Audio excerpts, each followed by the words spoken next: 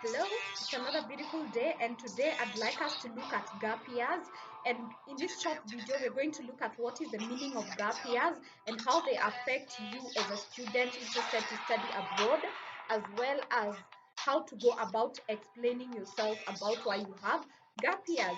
Welcome to my YouTube channel, and this is for anyone who's interested to study abroad, as well as anyone who's interested in traveling stories.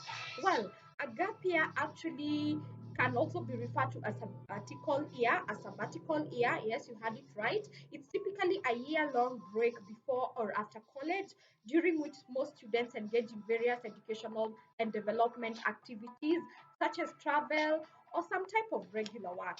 Well, gap years usually occur between high school and college, or even after graduating from college, and even before, sometimes before entry into graduate school. Persons undertaking a gap year or someone undertaking a gap year might, for example, take advanced courses in mathematics, language studies, sometimes learn a new skill, or even volunteer, take an internship. It depends with what the purpose of your gap year really is. Well, when I call you during my day-to-day role as a program counselor, the first question that I normally pose to you is, when did you complete your high school? And what have you been doing since then till today? That means that you have to give that information for me to understand if you've had any unexplained gap years in the middle. The reason why we ask this is because some countries would rarely consider you as a student who has a number of gap years that are not explained really well. Well, and sometimes there are countries that won't even accept your application if you have explained gap years, such as Canada. If especially they are more than 2 years, at times they are more than 2 years long. For gap years that can be explained, you have, for example, you've been working or volunteering and you can provide references from people within the organization you're working in. There has to be consistency in the area of work you've been doing, and it has to be related to the course you're actually applying for.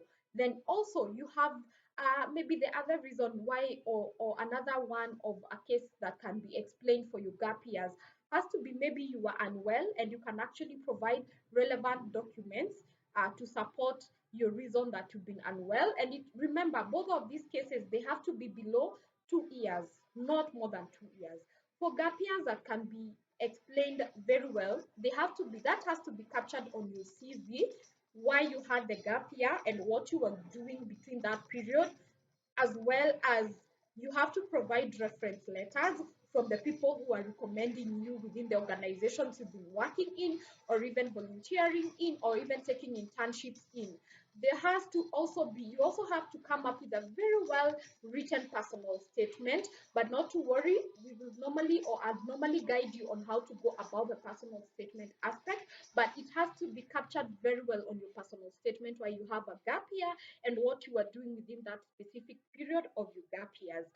I hope that answers your question if you had a question on gap years and what it actually means to have a gap year.